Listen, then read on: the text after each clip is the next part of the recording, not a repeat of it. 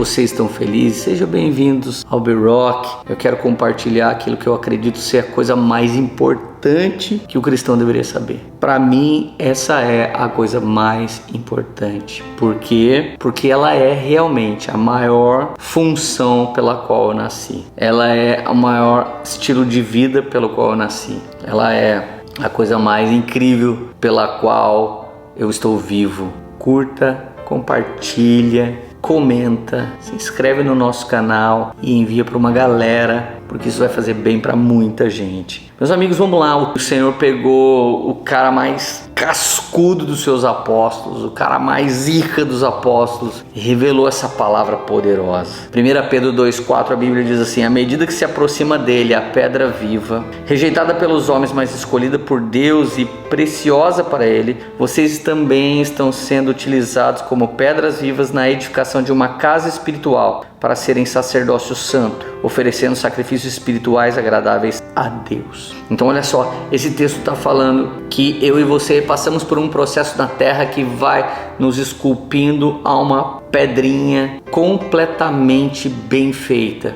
para na glória sermos colocados na construção de uma grande casa espiritual que será essa grande morada do Espírito. A Bíblia ainda fala: vocês porém são geração eleita, sacerdócio real, nação santa, povo exclusivo de Deus, para anunciar as grandezas daquele que se chamou das trevas para a sua maravilhosa luz. Antes vocês nem eram sequer um povo, mas agora são povo de Deus. Não haviam recebido misericórdia, mas agora a receberam. A coisa mais poderosa que o cristão foi chamado é para ter poder com Deus, andar com Deus, permanecer amigo de Deus, para se manter servo de Deus, evoluir como filho de Deus. Deus não nos comissionou para sermos pregadores de informações sobre coisas divinas. Deus não nos chamou para isso, ou professores de moralidade, de ética. Ele nos libertou da morte para que pudéssemos ministrar vida sobre as pessoas. Diversos dias eu tive que ministrar vida sobre mim mesmo para eu poder continuar pastor. Teve dia que eu acordei e eu tava lá meio depressivo, não quero nem sair da cama, mas era um domingo e tinha que pregar 3 vezes na igreja.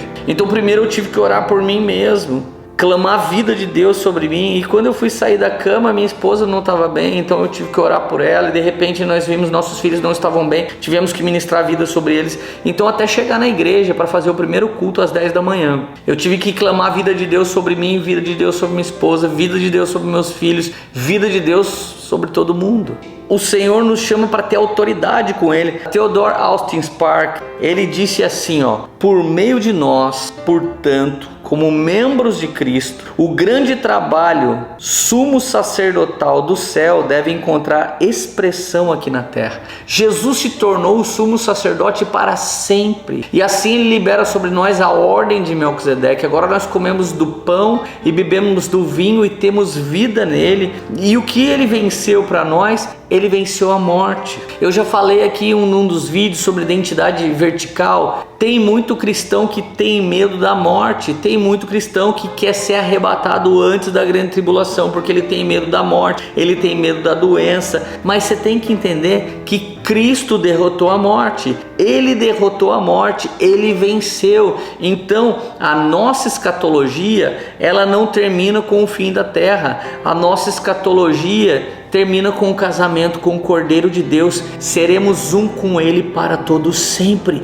Isso é muito poderoso. Então Deus escolheu Israel para ser uma nação de sacerdotes que ia tocar toda a terra. Mas eles se envolveram com o bezerro de ouro. E das 12 tribos, só uma tribo que não se envolveu. Então se você ler Êxodo capítulo 19, lá no versículo 5, você vai perceber que só a tribo de Levi não se envolveu na adoração com o bezerro de ouro. Então o Senhor os levantou para sacerdócio. Então eles se tornaram sacerdotes por muito tempo, até que João Batista foi lá e desabilitou essa ordem para que Cristo completasse a nova ordem, que é a ordem de Melquisedeque. Não estou falando de uma nova ordem mundial, meus amigos. Um sacerdote real, que é o chamado do cristão, e não confunda, tá? Existe um sacerdócio que se cumpriu no livro de Hebreus para apontar para o sacerdócio do cristão. Cristo é o sacerdote perfeito do livro de Hebreus, mas o que Pedro está dizendo dizendo aqui é que nós somos sacerdócio real, nação santa, geração eleita, povo exclusivo de Deus. Então Deus não quer expressar o reino dele só através do seu dinheiro, só através da sua fama, só através do seu poder, só através do seu dom. Ele quer manifestar tudo em todas as áreas da nossa vida. Ele quer nos tomar, nos absorver, quem sabe até a ponto de acontecer como foi Enoque, a gente desaparecer daqui de tanto que a gente andou com o Senhor. Então o que é um sacerdote? Ele é um oficial ou um membro de uma casta religiosa. Isso é o que entendemos até esse texto. Ele é alguém que usa as roupas especiais, fala de um jeito especial, com um timbre espiritual, fala dentro de uma ortodoxia, mas de verdade é um homem que resiste à morte pela vida. Isso é o sacerdócio da ordem de Melquisedeque. Então a morte me chama para o pecado. A morte é ver que o meu corpo vai se destruindo ao longo dos anos. Isso é a morte. E eu vou decretando vida. Eu terei um corpo glorioso. O pecado quer me tomar, mas isso é a morte que está em mim. A minha natureza adâmica ama o pecado, mas o meu espírito ama o Senhor, ama a sua lei. E nela eu quero meditar de dia e de noite. Quero ir cada vez mais fundo, sendo transformado de glória em glória. Ser um sacerdote real é ter uma autoridade espiritual não religiosa, mas realmente ter poder de Deus dentro de nós. Permanecer na videira a ponto desse poder ser exalado,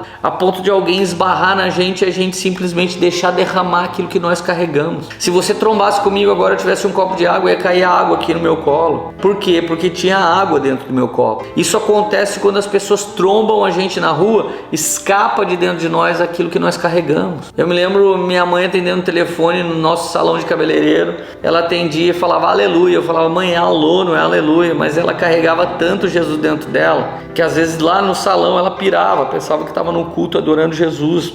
Então olha só, duas coisas que precisamos entender. Sacerdócio é o que ministramos a Deus e ministério é o que ministramos ao povo. Então sacerdócio é o nosso relacionamento pessoal com Deus. E nesse relacionamento pessoal somos municiados de palavra penetrante, de uma unção que despedaça o jugo. Então o ministério é aquilo que nós entregamos ao próximo. Amar a Deus sobre todas as coisas é desenvolver o nosso sacerdócio. E o próximo, como Ele nos amou, é desenvolver o nosso ministério. Quanta gente hoje tem um ministério sem ter um sacerdócio? Quer servir na horizontal sem a conexão vertical. A haste maior da cruz é a vertical, isso fala de sacerdócio. Quantas pessoas falando de reino sem sacerdócio? Não, o meu dinheiro é reino, o meu empreendedorismo é reino, meu carro é reino, minha casa é reino, sem um minuto de oração, sem um tempo de busca com Deus, sem consagrar. Quantos homens hoje ganham muito e não semeiam, não dizimam, não ofertam, não impulsionam missões, e eles chamam isso de reino, só se for o seu reino pessoal. Isso é um bando de Nimrod. Isso é um bando de nicolaíta, conquistam homens, mas não conquistam mais as coisas de Deus. Você vai ter uma profissão, você vai manifestar uma vocação no ministério, mas acima de tudo você tem um chamado. Chamado é sacerdócio. E olha 7 sacerdócios que você vai encontrar na Bíblia. Primeiro sacerdócio é o sacerdócio individual. Foi aqui que o Senhor ensinou Adão e Eva sacrificando o cordeiro, e isso apontava para o sacrifício de Jesus. Então Adão e Eva viu Deus sacrificando o cordeiro, e ali começa o sacerdócio individual. Logo depois a gente vê o sacerdócio paternal, familiar. Jó sacrificava e orava e clamava por toda a sua família. Ele nem sabia se os seus filhos tinham pecado, mas ele com medo ia lá e sacrificava a Deus. Nós vemos depois o sacerdócio tribal. Jétro, o sogro de Moisés, ele era sacerdote de Midian, ou seja, uma família cresceu, virou um clã, o clã cresceu, virou um bairro, o bairro cresceu, e eles viraram uma tribo, e de repente alguém tinha que buscar Deus por essa tribo. Ali nasce o sacerdócio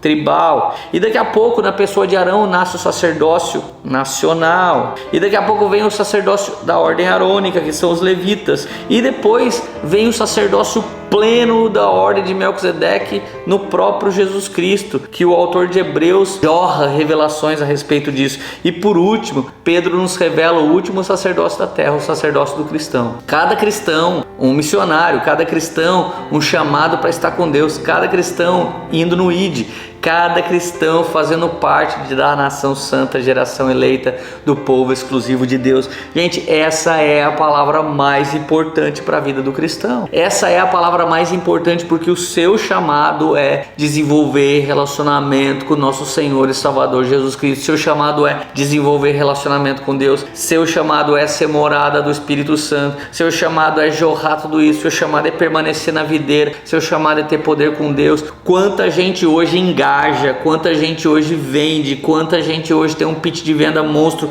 mas quanta gente hoje tem uma unção que despedaça o jugo, quanta gente hoje quando ora vem uma atmosfera diferente e muda o ambiente, quanta gente hoje canta e a canção via stream começa a libertar e transformar pessoas, quanta gente hoje prega uma mensagem e a mensagem vem com vida de Deus, com pão e vinho e liberta os cativos. Isso é viver do chamado sacerdotal. Ser um sacerdote real não é ser um mero religioso. Ser um sacerdote real é ter poder com Deus. Ser um sacerdote real é ministrar o latrel, o coração de Jesus. E esse relacionamento me torna um governante aqui na terra como no céu. Primeiro ao Senhor, primeiro consagrados ao Senhor e depois usados pelo Senhor. Isso é sacerdócio real. Deus abençoe. Compartilhe esse vídeo com todo mundo. Valeu!